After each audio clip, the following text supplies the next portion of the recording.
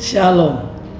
Kita harus menyadari bahwa pikiran kita ini dibentuk dan diizinkan Tuhan bisa kita gunakan dalam kehidupan kita sehari-hari. Dan pikiran kita ini Tuhan kasih bebas dalam melakukan kehendak bebas. Apa yang ada di pikiran kita, apa yang sering kita pikirkan, dan apa yang akan kita berbuat melalui pikiran kita. Tapi perlu kita sadari bahwa di dalam pikiran ini bisa banyak terjadi hal. Dan satu hal yang harus kita ketahui, bahwa pikiran kita ini adalah kita yang memilikinya dan Tuhan izinkan. Oleh karena itu, pikiran kita ini akan banyak menampung hal, akan banyak melihat hal, akan banyak memperhatikan hal-hal yang terjadi.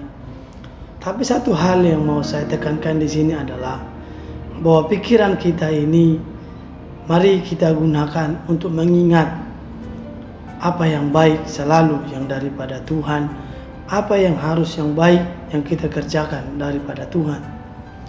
Jangan kita biarkan pikiran kita ini untuk memikirkan kebencian. Jangan pikiran kita ini kita biarkan untuk merancang-rancang yang jahat. Jangan kita biarkan pikiran kita ini untuk melakukan hal-hal yang tidak seturut dengan apa yang Tuhan kehendaki. Mari kita mengolah, mari kita mengerjakan pikiran kita ini, mari seturut dengan kehendak Tuhan. Bagaimana cara mengisi pikiran kita ini bisa seturut dengan kehendak Tuhan? Baiknya kita mengisi dengan firman Tuhan. Karena firman Tuhan itu bisa menguatkan kita, bisa meneguhkan kita, bisa memberikan apa yang baik yang keluar dari pikiran kita. Karena di dalam firman Tuhan ada satu pribadi yang selalu mengingatkan kita, yang selalu memberitahukan kita bahwa pikiran kita ini dirancang untuk menjadi berkat.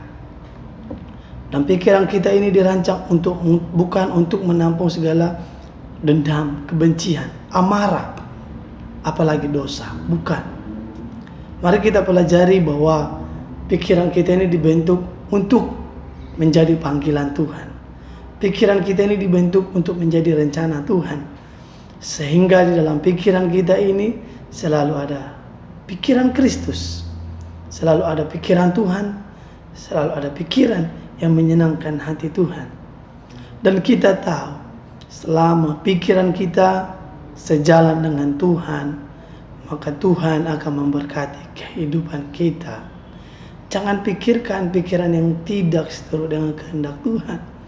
Walaupun pikiran kita ini terkadang sangat mudah untuk menjadi pemikir yang marah, atau pemikir yang begitu mudah menilai kehidupan orang lain, tapi jangan biarkan itu terjadi. Mari pemikiran kita ini kita buat untuk memikirkan apa yang baik. Apa yang bisa kita bantu bagi orang lain. Apa yang bisa kita lakukan untuk menolong orang lain. Apa yang bisa kita perbuat bagi orang lain. Dan biasakan pemikiran kita ini selalu memikirkan jalan keluar yang baik dan positif. Jangan biarkan pemikiran kita ini selalu terbawa untuk siapa yang benar ataupun siapa yang salah. Karena pemikiran kita ini tidak selalu benar. Makanya pemikiran kita ini butuh Tuhan di dalam pikiran kita ini. Karena pikiran kita ini terkadang bisa aja mengandalkan kekuatan kita sendiri.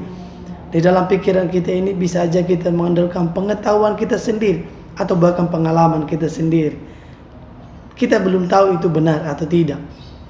Tapi karena ada Tuhan yang menolong pikiran kita, setiap kita melakukan sesuatu, setiap kita menyelesaikan sesuatu, setiap kita menyelesaikan perkara, setiap kita mengambil keputusan, karena ada di pikiran kita ada yang namanya Roh Kudus, ada namanya Tuhan Yesus.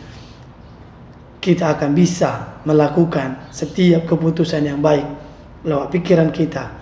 Karena pikiran kita selalu kita berikan satu pribadi Tuhan Yesus, sehingga hidup kita bisa menjadi berkat dimanapun kita berada.